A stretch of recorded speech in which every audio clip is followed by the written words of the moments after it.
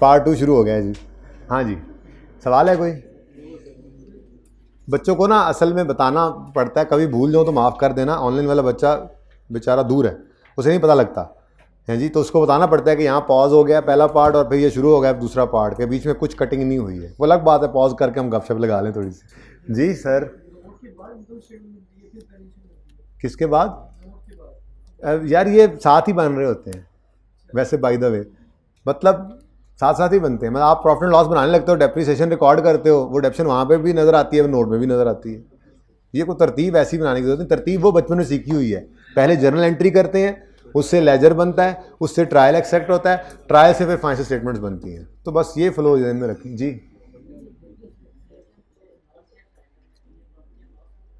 बेटा एक्सपेंस तो है, बहुत सारे non cash items profit and loss में आ रहे होते हैं। डाउटफुल डेट भी तो नॉन कैश आइटम है, पर हमारा एक्सपेंस तो है। सिर्फ डेप्रिसिएशन नहीं है, बैड डेट भी क्या है, नॉन कैश एक्सपेंस है। अच्छा मज़े की बात, यार बोले जाओगे तुम, बेशर्मी है नीचे बैठ के हाथ के। मज़े की बात, मैं तो कहता हूँ सेल भी नॉन कैश है। जो कैश रिसीव होना है असल तो वो है, ये तो कैश फ्लो में देखेंगे जाके। बहरहाल ये नॉन कैश एक्सपेंसेस हैं, ठीक है। डेप्रीसिएशन भी और बैड डाउटफुल डेट भी। और आगे दे, बैड डाउटफुल डेट मतलब प्रोविजन का जो टॉपिक था उसमें भी कैश तो नहीं जाता था कभी भी, ठीक है। नहीं जी, हमने 100 रुपए की चीज़ बेची, इंट्रो पढ़ के आए हो ना, हमने वो 100 रिसीव करने थे, अब इनकम रिकॉर्ड की हुई है 100 की, ठीक है। 5 भाग गए पैसे लिए बगैर, तो 5 का लॉस हो गया ना, तो वो लॉस की एंट्री कर दी एक्सपेंस डेबिट। लेकिन अब कैश नहीं हमारे जेब से निकला, बल्कि वो रिसीवेबल को क्रेडिट कर देंगे, जो आने थे वो नहीं आएंगे। तो ऊपर 100 की इनकम थी, नीचे 5 का एक्सपेंस, तो अल्टीमेटली डेप्रिसिएशन भी ऐसे ही है। आपने एसेट खरीदते हुए कैश जेब से निकाला नहीं था, एसेट डेबिट कैश क्रेडिट। अब वो खर्चा पहले दिन नहीं बनाया था, अब उस एसेट को डेप्रिशिएट करते जा रहे हो, तो असल में वो उस एसेट की कॉस्ट को डिस्ट्रीब्यूट कर रहे हो उसकी लाइफ के ऊपर। कैश तो पहले पे होकर एसेट आ गया था, ठीक है। अब बिजनेस में यूज हो रहा है ना, तो इनकम्स के अंदर यूज हो रहा है, तो एक्सपेंस भी डाल रहे हैं साथ साथ। नॉन कैश सही, लेकिन खर्चा करके ही वो डेप्रिसिएशन आई थी। खर्चा ना करते तो एसिड ना आता, एसिड ना आता डेप्शिएट ना होता, डेप्शिएट ना होता तो आप नॉन कैश ना कहते। अच्छा आगे चलते हैं।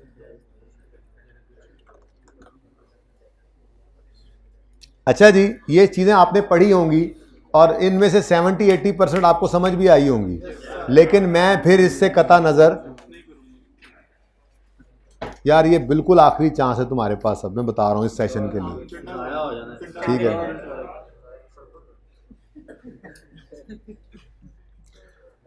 70-80% तक भी समझ आ गया तो बहरहाल मुझे उससे कोई लेना देना नहीं है। मैंने बहरहाल इसका एक एक लफ्ज़ पढ़ाना है, मैं पढ़ाऊंगा, लेकिन कल,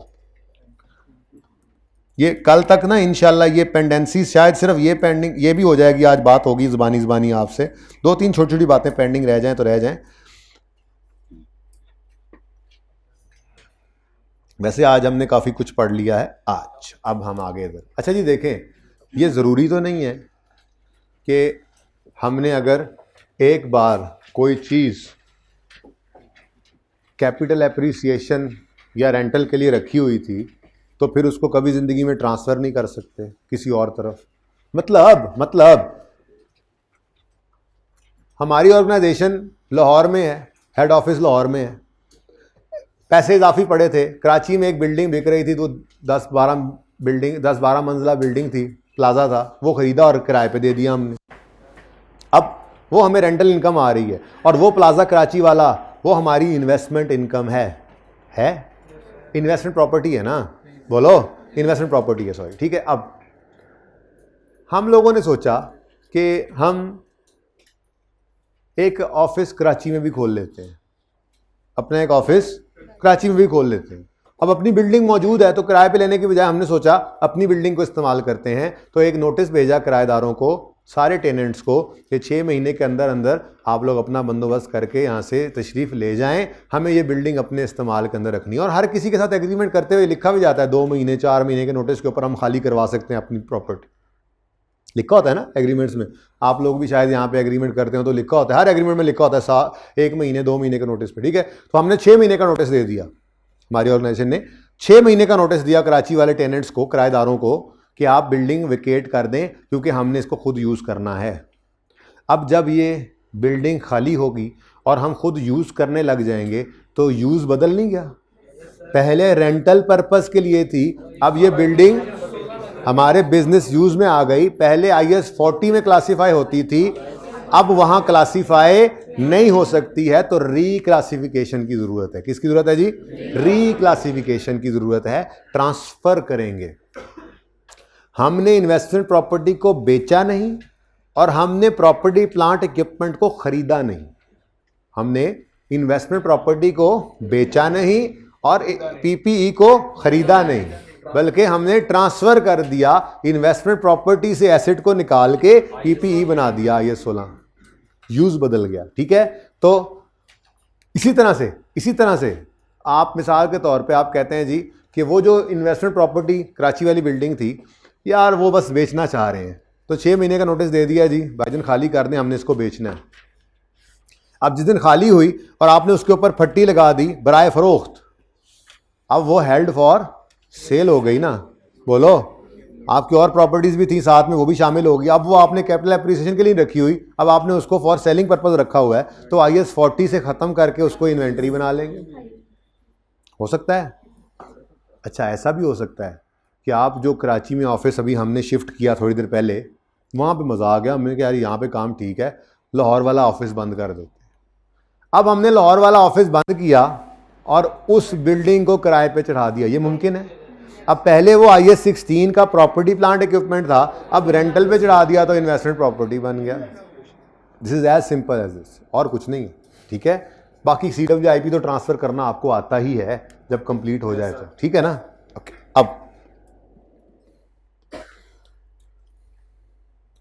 पेज नंबर 290 पे आए।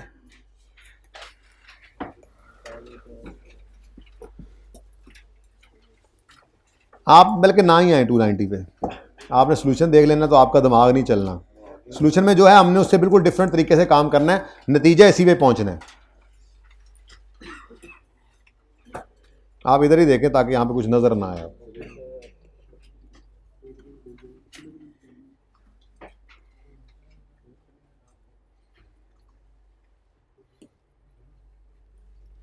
मुश्किल से यही हुई थी बस 4 छोटी छोटी एग्जाम्पल्स, क्योंकि हमने गपशप बहुत लगाई थी।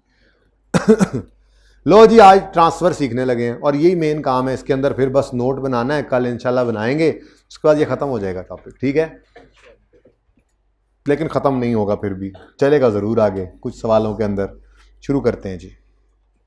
Number 3, entity A has investment property carried at fair value. Investment property fair value पे हो तो मैंने क्या कहा हुआ है, लेजर बना लिया करो। और IS 16 की प्रॉपर्टी अगर फेयर वैल्यू यानी रीवैल्यूएशन मॉडल पे होती थी तो उसके लिए वो date description, asset, surplus, profit and loss, वो वाली वर्किंग बनती। ठीक है ना, जरा फर्क रखने के लिए। ओके, तो entity A has an investment property carried eight its fair value of 10 lakh on 1 January 19 with remaining useful life of 10 साल। यानी 1 जनवरी 19 पर इसकी रिमेनिंग लाइफ कितनी है? 10 साल। Entity A uses fair value model under IAS 40। Cost model भी use कर सकता था, लेकिन क्या कर रहा है वो, तो मैं यहां पे आया और मैंने यहां पे आकर लिख लिया थोड़ी देर के लिए 1 जनवरी 19 ब्रॉड डाउन, फेयर वैल्यू ही होगी हाँ 10 लाख, तो मैं 1000 ऊपर आप रुपीज 1000 लिख लीजिएगा। ठीक है, ये उसने बताया। और साथ ही क्या कह रहा है, हम फेयर वैल्यू मॉडल यूज कर रहे हैं इस इन्वेस्टमेंट प्रॉपर्टी के लिए। ठीक है, फेयर वैल्यू मॉडल यूज कर रहे हैं तो मतलब डेप्रीशिएट तो इसने नहीं होना। आगे कहां गया सवाल? सवाल यही था। Okay, next. ओ ऑन, इतना गुस्से वाला हाइलाइटर नहीं चलेगा भाई, जरा गुस्सा कम करो। आप भी कर रखो गुस्सा कम, फिर जरूरत पड़ना है जी।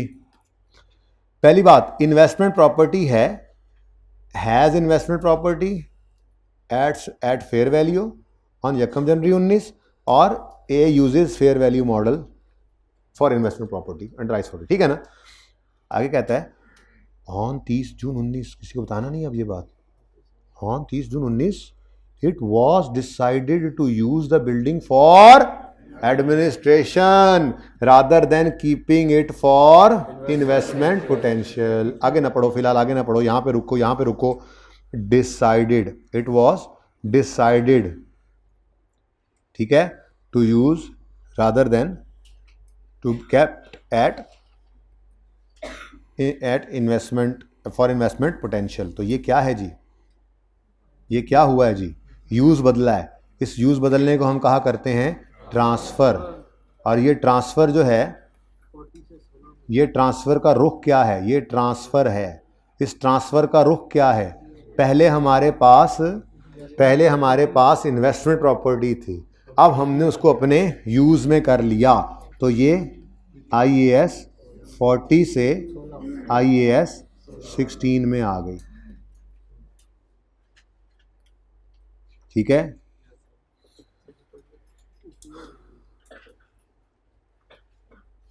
अच्छा जी, अब ट्रांसफ़र है तो इसका कोई उसूल है, ठीक है। ट्रांसफ़र के कुछ उसूल होंगे। पहली बात, हम ये बिल्डिंग जो अपने इस्तेमाल में लाए हैं, अगर अपने पास ना पड़ी होती तो बाज़ार से ख़रीदते, बोलो, बाज़ार से ख़रीदते ना, तो बाज़ार से ख़रीदते तो PPE डेबिट कैश क्रेडिट करते, तो वो कैश क्या होता, fair value of that property on that date, ठीक है ना। यानी कि PPE की इनिशियल मेजरमेंट जब होनी है तो वो कॉस्ट पे होनी है जो उसकी फेयर वैल्यू होती है। अब अगर मेरे पास एक बिल्डिंग पड़ी है, एक प्रॉपर्टी पड़ी है 10 लाख पे, 30 जून पे मैंने उसे ट्रांसफर करने का सोचा है और 30 जून पे उसकी वैल्यू 12 लाख है, तो मुझे बताओ, मुझे 12 लाख पे उसको PPE में रिकॉर्ड करना चाहिए सोने वाले भाई, या 10 लाख पे करना चाहिए? क्यों? क्योंकि 30 जून पर फेयर वैल्यू क्या है, 12 लाख, और 12 लाख ही उस दिन PPE की कॉस्ट बननी चाहिए। इसके लिए तो देखना पड़ेगा ना कि 16 में कौन सा मॉडल है। जी नहीं, मॉडल एक ही होता है और वो कंसिस्टेंटली अप्लाई होता है, ठीक है। At this date fair value was 12 lakh. वो क्या कह रहा है, वो यूज करते हैं फेयर वैल्यू मॉडल।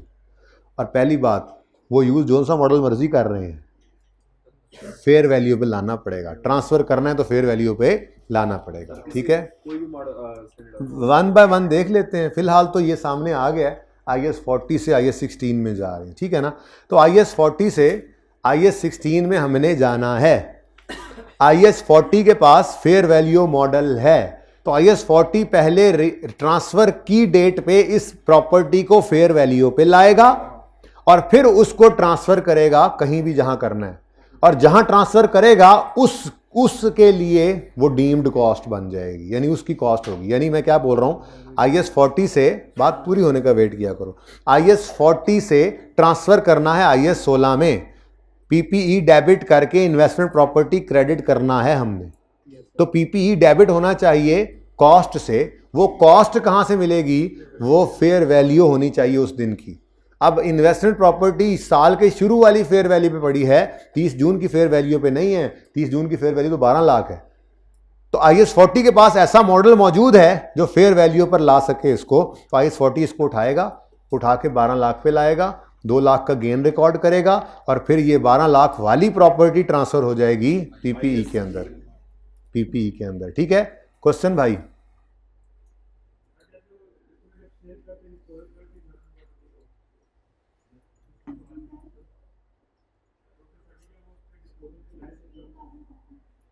क्या बेटा? भाई स्क्रीन बार बार बंद हो रही है, ज़रा जल्दी से किसी को बुला लें, इतना टाइम नहीं है इस वक्त में ये बंद हो, तो जल्दी से भेजें किसी को। जी आप बोलें सवाल। भाई 1 मिनट चुप करेंगे यार, तो सवाल मुझे पहले सुनाई नहीं दे रहा भाई का।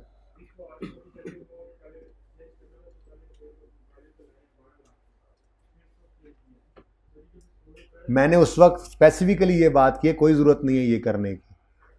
जब बेचना ही है तो gain loss profit and loss में निकल नहीं आना सारा, तो 200 का गेन फेयर वैल्यू के नाम से लिखो या डिस्पोजल से लिखो तो एक ही बात है, लेकिन लिखना डिस्पोजल से चाहिए, उस वक्त नहीं करेंगे। ये ट्रांसफ़र हो रहा है, बेच नहीं रहे हैं, तो ट्रांसफ़र करते हुए उसको फेयर वैल्यू पे लाना है, और फेयर वैल्यू पे लाने के लिए इन्वेस्टमेंट प्रॉपर्टी के पास जो मॉडल है वो फेयर वैल्यू मॉडल है, जिसकी वजह से प्रॉफिट एंड लॉस वाली फिगर निकलती है, ठीक है।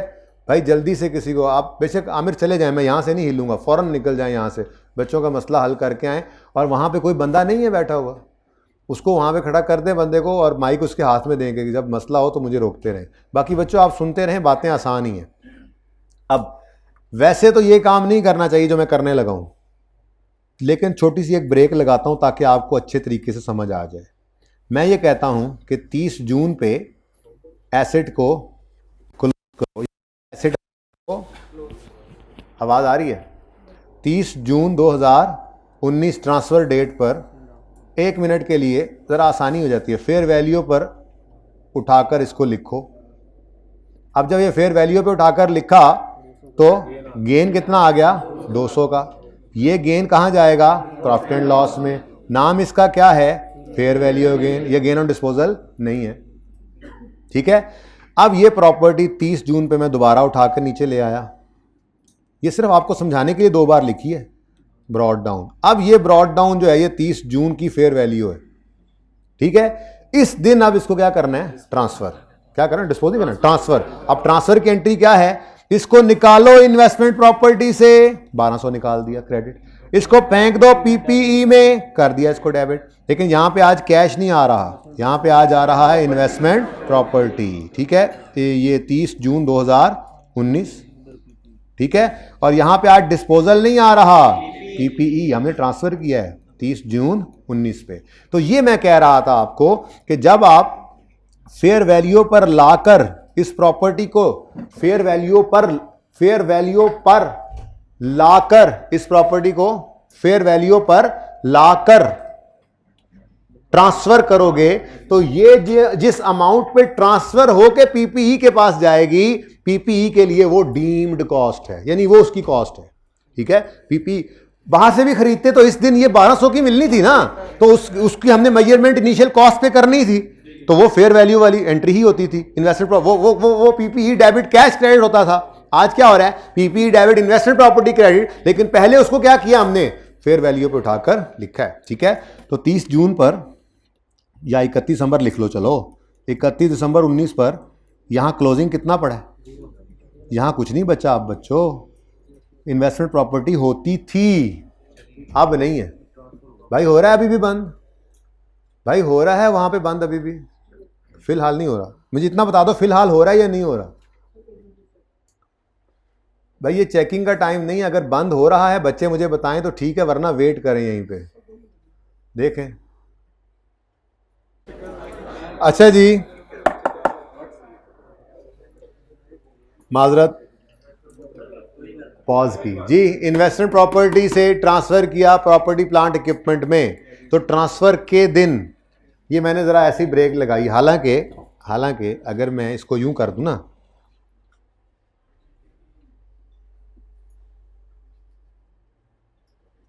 तब भी ठीक है।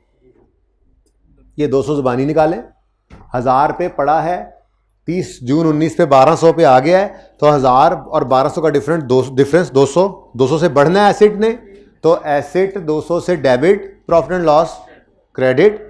अब ये 1000 से बढ़ के किस पे आ गया, 1200 पे। अब इस 1200 को क्या कर दिया हमने, ट्रांसफर कर दिया पीपीई को। ये 1200 जो ट्रांसफर किया है, ये वाली फेयर वैल्यू, ये पीपीई के लिए डीम्ड कॉस्ट है, इसने इसके ऊपर इसको रिकॉर्ड कर लिया। असल तो कहानी ऐसे, लेकिन मैं इसको ऐसे कर देता होता हूँ ताकि आपको ज़रा समझ आने में आसानी रहे, ठीक है ना। कोई मसला तो नहीं इसमें, ठीक है ना, समझ आ गई है ना कि वैसे डायरेक्ट कर सकते हैं आप। ये ना कहिएगा कि इस दिन ये फिर इस दिन ये डेट, फिर ये क्या कर रहे हैं आप, बस समझा रहा हूँ आपको।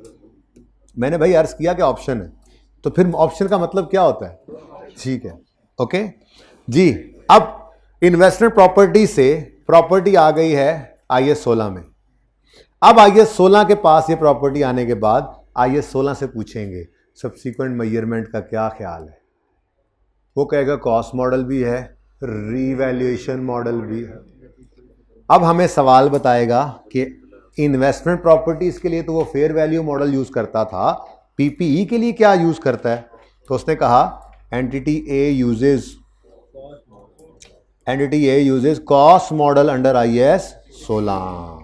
तो अगर कॉस्ट मॉडल है तो बस फिर तो 31 दिसंबर, तो चलो ये वर्किंग इस तरह से कर लेते हैं थोड़ी सी, क्या हो जाएगा 31 दिसंबर, ये 30 जून 2019 पर कॉस्ट है, डीम्ड कॉस्ट, मैंने लिख दिया कॉस्ट इसको 1200 क्या है, डीम्ड कॉस्ट कहता है इसको IS 40 के जी, अब उसके लिए डीम्ड कॉस्ट है, सही है ना, यही कॉस्ट है। 1200 पे ये PPE आ गया हमारे पास। 31 दिसंबर 2019 आया, डेप्रीसिएशन करनी है 1200 की, रिमेनिंग लाइफ, सवाल कहता है 1 जनवरी 19 पर रिमेनिंग लाइफ 10 साल है, तो 6 महीने गुजरने के बाद 9.5 साल है।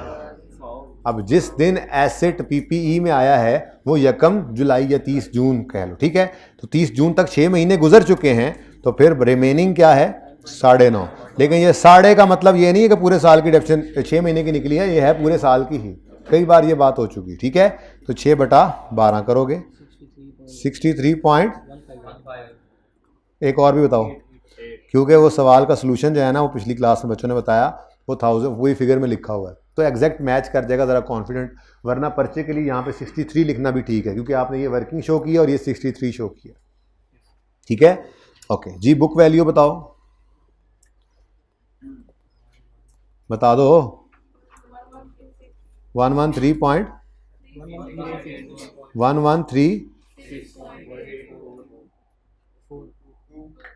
ठीक है।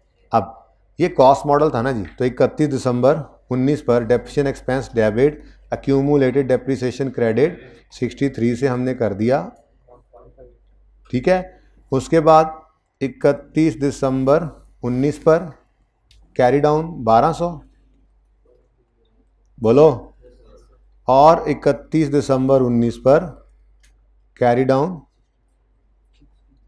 63.158, ठीक है। अच्छा, अब ये तो इसलिए इस तरह से हुआ कि हम कॉस्ट मॉडल यूज कर रहे थे। लेट्स से IS 16 में भी रीवैल्यूएशन मॉडल यूज हो रहा होता तो क्या करते, एक लाइन खाली छोड़ते, रीवैल्यूड अमाउंट लिखते, सरप्लस या लॉस रिकॉर्ड कर लेते, ठीक है। और उसने बताई हुई है, वैसे ये करना नहीं है लेकिन ये वैसे उसने बताया हुआ है, ये तो परेशान करने के लिए उसने बताया था। On 31 December 19 value of property has increase to 1300, इसका हमने क्या करना है, क्योंकि वो IS 16 के लिए कॉस्ट मॉडल यूज कर रहे हैं इसलिए हमने उसको क्या करना है, इग्नोर, ठीक है ना।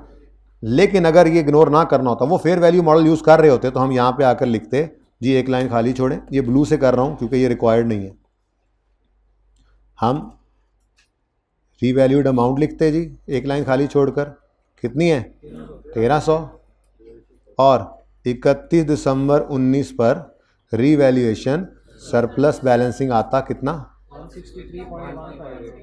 158, और ये कहाँ चला जाता, प्रॉफिट एंड लॉस में नहीं जा सकता। अगर कोई पहला लॉस पड़ा होता उसे रिवर्स कर सकता था प्रॉफिट एंड लॉस में, ये वैसे ये प्रॉफिट एंड लॉस में नहीं जाना, ठीक है, ओके। लेकिन ये रिक्वायर्ड नहीं है, ठीक है, ये रिक्वायर्ड नहीं है।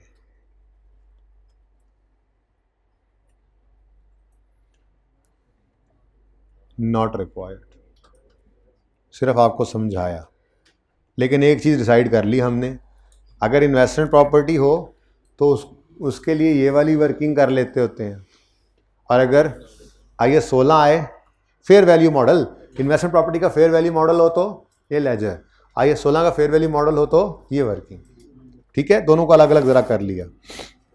अच्छा, ये सारा काम कोई नहीं करना था, उसने तो सिर्फ क्या कहा हुआ था, एंट्रीज कर दो, तो ज़रा एंट्रीज देख लें, किताब के अंदर हुई पड़ी हैं, ठीक है। ये पहली एंट्री होगी आपके पास। अच्छा, एंट्री को वही कर लेना, एक लफ्ज़ वैसे सही लिखी है एंट्री, लेकिन एक लफ्ज़ बदलना है। इधर देखो, entry number 1,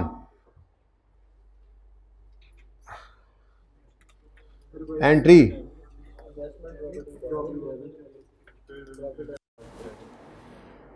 investment property debit, profit and loss में फेयर वैल्यू गेन क्रेडिट। दूसरी entry PPE debit, investment property credit. तीसरी entry depreciation expense debit, accumulated depreciation credit. Number 1, number 2 और नंबर 3, ये 3 एंट्रीज हैं, यही आपके सोल्यूशन में हुई पड़ी हैं, ठीक है। ये देखो, बस इसको काट के लिख दो, इन्वेस्टमेंट इनकम या गेन की बजाय अपना नाम है, बिल्कुल सही, लेकिन आप ऐसी इन्वेस्टमेंट इनकम से परेशान ना हो, fair value gain profit and loss, ठीक है।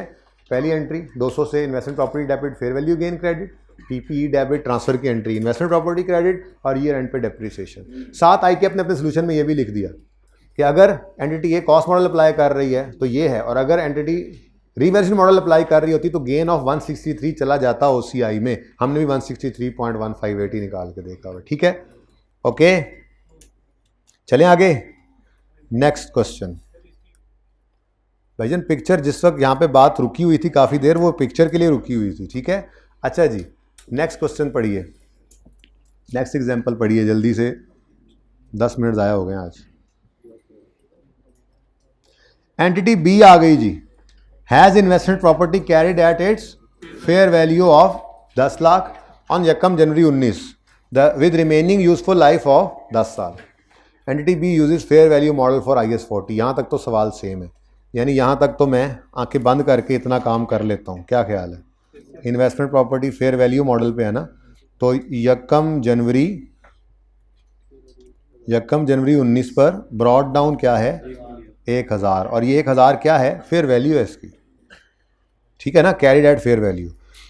आगे कहता है on 30 June board of director decided to develop the property and use it for, ओहो ट्रांसफर हो गया जी, ठीक है जी, ट्रांसफर 30 जून 19 पर ट्रांसफर हो गया। अब हमारी ये प्रॉपर्टी इन्वेस्टमेंट प्रॉपर्टी नहीं रही, ये इन्वेंट्री बन गई है। IAS 40 से रुख किस तरफ है जी, IAS 2 की तरफ, ठीक है। तो कोई मसला नहीं, उसूल आज भी वही है। सबसे पहला काम क्या करना है, बल्कि इसको ठहरो एक मिनट, ये देखना ज़रा, ये क्या फ़ायदा हुआ, इससे सही तो पता तो लगे आपको कि बिल्कुल कॉपी पेस्ट है।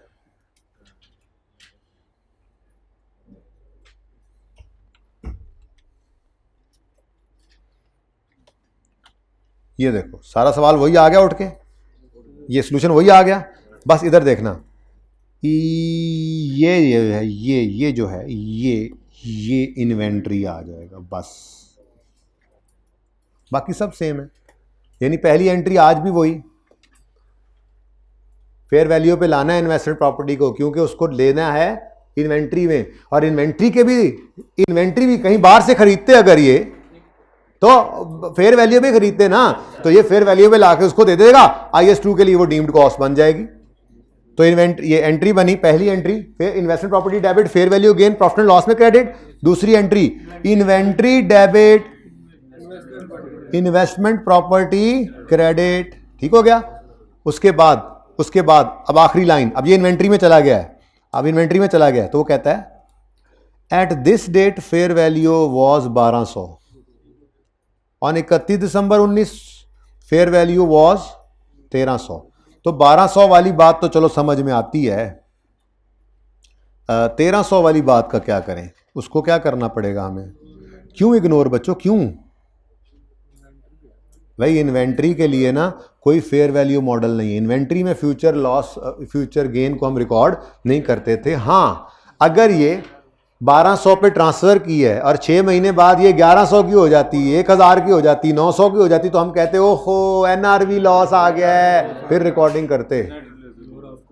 IAS 2 के पास कोई मॉडल नहीं है फेयर वैल्यू या कॉस्ट, बस उसमें वो कहता है लोअर ऑफ कॉस्ट और NRV पे रखे। तो इस वक्त इनकी डीम्ड कॉस्ट क्या है 1200, ये 1200 की इन्वेंट्री पड़ी है। अगर इससे कम रियलाइजेबल वैल्यू आएगी तो फिर हम राइट डाउन करेंगे, इंट्रो वाली NRV लॉस को रिकॉर्ड करेंगे, वरना नहीं करेंगे, ठीक है। तो इसलिए मैंने वो जान के लिखा हुआ लेजर बना हुआ था, लेकिन मैंने जान के उसको मिटा के दोबारा कॉपी किया कि देखो कोई फर्क नहीं है, सब ट्रीटमेंट सेम है, सिर्फ ट्रांसफर की एंट्री वहां PPE debit investment property credit हुआ, यहां पे inventory debit investment property credit. देखें अपने सॉल्यूशंस को जी, इधर देखें, बस वो सही कर लें, investment property debit fair value gain, नीचे भी सही लिखा हुआ है, लेकिन आपको चूंकि बताया भी फेयर वैल्यू गेन का लफ्ज कंफ्यूजन ना हो इसलिए, ठीक है। तो पहले investment property debit fair value gain credit, दूसरा inventory debit investment property transfer की एंट्री आ गई, नीचे लिख दिया गया no adjustment required at year end unless NRV of, वही वाली बात लिखी हुई है, ठीक है। एग्जाम्पल 5, एंटिटी सी आ गई, उन्होंने कहा भाई हम क्यों पीछे रहे। Entity C has a property being used as a warehouse carried at 1,000,000 on यकम January 19 with remaining life of 10 साल। ये क्या है? ये IS 16 का प्रॉपर्टी प्लांट इक्विपमेंट है। वेयर हाउस कहते हैं गोदाम को।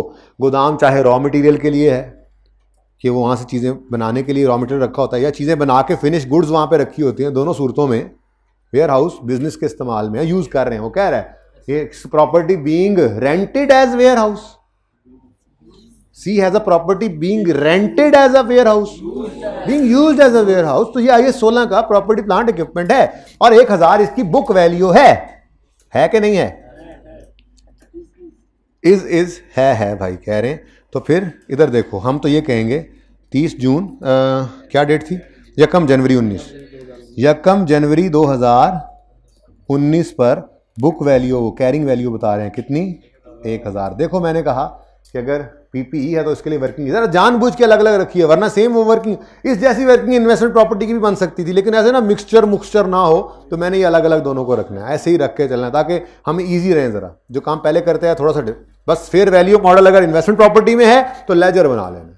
ओके, अब वो कह रहा है ये तो था हमारा वेयर हाउस IS 16 वाला। आगे क्या कहता है? और साथ क्या कह रहा है? Entity C uses cost model under IS 16 और वो कॉस्ट मॉडल यूज करते हैं। ओ 29 प्रॉपर्टी वॉज खाली करा दी गई, खाली कर दी गई बल्कि, and management decided to keep it for. हाँ भाई, ट्रांसफर है कि नहीं है? पहले तो ये बताओ, ट्रांसफर है कि नहीं है? IS 16 से IS 40 की तरफ ट्रांसफर का रुख है। जी बेटा, चलें कोई बात नहीं, सुनते रहें, अभी आसान काम ही चल रहा है। ठीक है जी, अपलोड भी करवा देंगे पार्ट 2, वैसे शायद दूसरे का करवाना पड़े जितनी ब्रेकें इसमें लगी हैं। अच्छा सुने, ट्रांसफर वो कर देंगे, लेकिन आप बैठ के सुनते रहें, कोई मसला नहीं है। अपलोड साकिब को बुलाएं, याद से अभी करवा दें ये पार्ट। अच्छा जी, ट्रांसफर IS 16 से होना है IS 40 में। ट्रांसफर का उसूल वही, ट्रांसफर करना है तो फेयर वैल्यू पे, ट्रांसफर करना है तो फेयर वैल्यू पे करना है। ठीक है ना, क्योंकि अगर बाहर से ये इन्वेस्टमेंट प्रॉपर्टी खरीदने जाते जो अब बन रही है ट्रांसफर से, तो हमें बाहर से बाजार की फेयर वैल्यू पे मिलनी थी ना। अब फेयर वैल्यू पे लाना है तो पड़ा किसके पास है ये एसेट? IS 16 के पास। IS 16 के फेयर वैल्यू मॉडल का नाम है रीवैल्यूएशन मॉडल, तो वही करना पड़ेगा हमें। ठीक है, अब रीवैल्यूएशन मॉडल क्या कहता है? 30 जून पे ट्रांसफर कर रहे हो ना भाई, तो 30 जून पे पहले इस प्रॉपर्टी को लेके आओ। तो 30 जून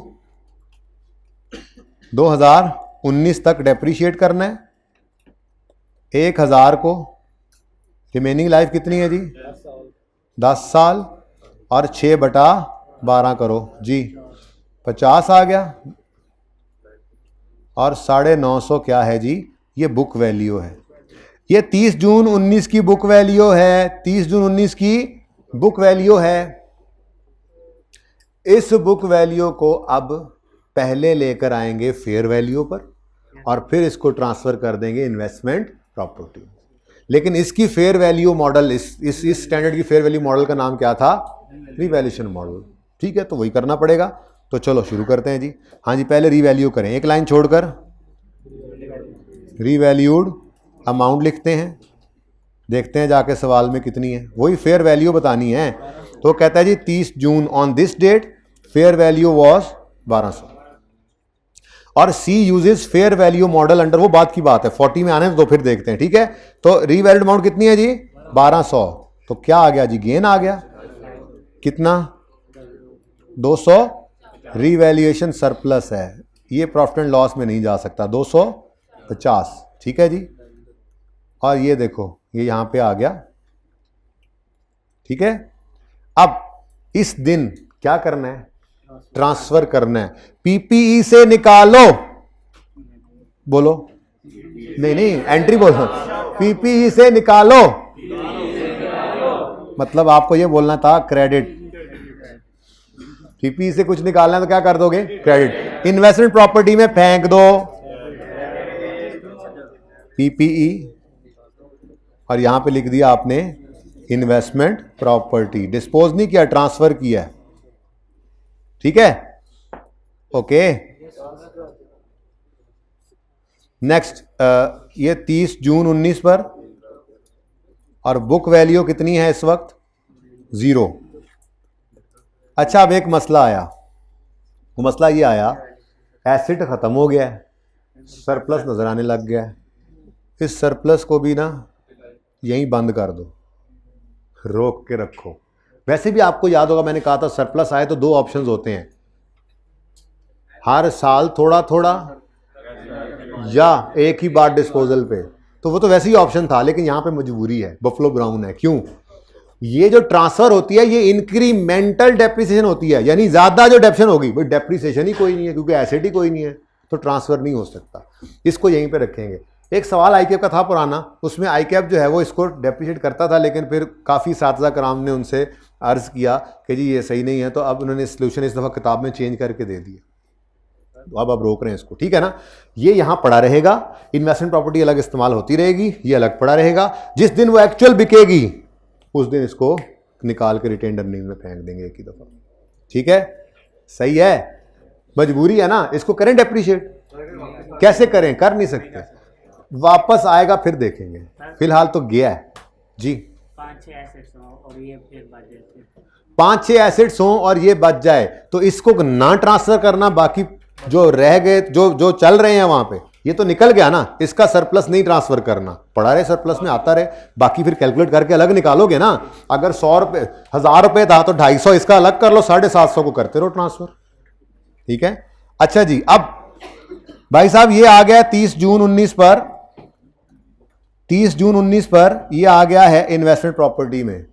अब अगला सवाल पैदा होता है, इसको क्या करें, कॉस्ट मॉडल पे रखें या फेयर वैल्यू पे? तो ये सवाल बताएगा, क्योंकि दोनों ऑप्शंस मौजूद तो हैं। अब सवाल ने क्या बताया? सवाल कहता है entity C uses fair value model for IAS 40 on 31 December 19 value of property has increased to 1300। ठीक है, वैसे उसने आपकी तसल्ली के लिए ये भी लिखा हुआ है, transfer from revaluation is made at the time of disposal only. ना भी होता तो हम नहीं कर सकते थे, हम वहीं पे रखते। ओके जी, तो फेयर वैल्यू पे लेके आना है, तो 31 दिसंबर 19 पर कैरी डाउन फेयर वैल्यू कितनी है? 1300। तो 100 रुपये का क्या आ गया? गेन आ गया, जो फेयर वैल्यू गेन है प्रॉफिट एंड लॉस में चला जाएगा। ठीक है, अच्छा अब इधर देखो, पहली एंट्री ये पड़ी है depreciation debit, accumulated depreciation credit. दूसरी एंट्री रीवैल्यूएशन की होती है। वो एंट्रियां तो 2 होती हैं, सोल्यूशन में पता नहीं आई कि आपने एक क्यों की हुई है, शायद ये बुक वैल्यू थी और उसे नहीं पता लग रहा कि इसके अलावा भी कोई डेप्रिसिएशन है, तो इसलिए उसने डेप्रिसिएशन की एंट्री नहीं की है, ट्रांसफर की एंट्री। ठीक है ना, लेकिन आप कर लो 50 से ही कर लो, बस अज्यूम करो यही है। ठीक है ना, अज्यूम करने में क्या अर्ज है? तो अपनी एंट्री करो, accumulated depreciation debit asset credit 50 से, और फिर asset debit revaluation surplus credit 250 से। ये 2 एंट्रीज हो गई, मतलब इसकी 2 एंट्रीज है, लेकिन हमने 3 कर लेनी है। तीसरी एंट्री ये ना, वो हो गया रीवैल्यूएशन तो हो गया। तीसरी entry investment property debit PPE credit. चौथी entry investment property debit profit and loss account credit. तो उन्होंने 4 एंट्रीज की हुई हैं, उन्होंने ट्रांसफर की एंट्री नहीं की। उसकी वजह शायद ये है कि बुक वैल्यू गिवन है, कैरिंग अमाउंट गिवन है ना, कॉस्ट नहीं गिवन, कंफर्म नहीं हो पा रहा था कि कितनी डेप्रिसिएशन टोटल हो गई है। तो आप 50 से कर भी सकते हो, कोई मसला नहीं। ठीक है, आखिरी वाला खुद करने का कहा है बच्चों को, आखिरी वाला बच्चों को खुद करने के लिए कहा है, लेकिन उसके लिए सुने क्या होगा, बड़ी अहम बात है। इन्वेंट्री में कोई चीज पड़ी है और इन्वेस्टमेंट प्रॉपर्टी में आ गई। अब इन्वेंट्री के पास कोई ऐसा मॉडल नहीं है कि वो फेयर वैल्यू पे लाकर गेन लॉस रिकॉर्ड करे। IAS 40 के पास अपना था, IAS 16 के पास अपना था फेयर वैल्यू मॉडल, तो ट्रांसफर से पहले वो फेयर वैल्यू पे ले आए। लेकिन जब IAS 2 से कहीं इन्वेस्टमेंट प्रॉपर्टी में कोई चीज आएगी तो उसके पास कोई अपना फेयर वैल्यू मॉडल नहीं है जिस पे वो ट्रांसफर कर सके फेयर वैल्यू पे लाने के बाद। तो फिर इसका हल क्या है? इसका हल है एक ही एंट्री करो। नहीं, इन्वेस्टमेंट प्रॉपर्टी को हम फेयर वैल्यू पे ही रिकॉर्ड करेंगे, क्योंकि इनिशियल मेजरमेंट एट कॉस्ट है और कॉस्ट उस दिन की फेयर वैल्यू होती है। लेकिन इन्वेंट्री क्रेडिट होगा पुरानी कॉस्ट से ही, तो उसी दिन कंबाइन एंट्री होगी। देखना जरा, ये वाली एंट्री देखना ज़रा, ये ना होता अगर मसला ब्रेक ना लगती तो ये मैं एक मिनट बता देता हूँ भाई, ठीक है। इधर देखें, इधर देखें, ये तो नहीं है, ये है, ये देखें, हेल्ड फॉर रीसेल थी लेकिन 30 जून पे रेंट पे दे दी। हेल्ड फॉर सेल इन्वेंट्री थी, 30 जून पे रेंट पे दे दी, इन्वेस्टमेंट प्रॉपर्टी बन गई। और 30 जून की वैल्यू कितनी है? वही 1200। पहले 1000 पे थी, 30 जून पे 1200 पे आ गई। लेकिन मसला ये IS2 के पास कोई मॉडल नहीं है कि 1200 पे ला के 200 का गेन रिकॉर्ड करे, आपको भी पता है। तो फिर इकट्ठी एंट्री की, इन्वेस्टमेंट प्रॉपर्टी 1200 से डेबिट कर दी, इन्वेंट्री को 1000 से क्रेडिट किया और इसी दिन profit and loss fair value gain credit कर दी। उसके बाद ये इन्वेस्टमेंट प्रॉपर्टी में आया तो वही काम है, पूछना है कौन सा मॉडल है। कॉस्ट मॉडल है तो डेबिट कर देना, फेयर वैल्यू मॉडल हो तो फेयर वैल्यू पे ले जाना। ये सवाल दोबारा कल करवाऊंगा, ये वाला सवाल दोबारा कल करवाऊंगा, लेकिन आप थ्योरी सारी पढ़ के आ सकते हैं। अब डिस्क्लोजर से पहले पहले, बीच में मत बोला करें, डिस्क्लोजर की हेडिंग से पहले पहले सारा पढ़ लीजिएगा। एक दो चीजें ऐसी आएंगी जो डिस्कस्ड नहीं है, पढ़ आना, फिर भी मैं सारा कल पढ़ाऊंगा। होमवर्क वही सेम, वही क्वेश्चंस हैं, होमवर्क मैंने चेंज नहीं किया। इन क्वेश्चंस को अच्छे तरीके से करके आइएगा। और IS 16 के 2 नोट बना लीजिएगा आज। अल्लाह हाफिज।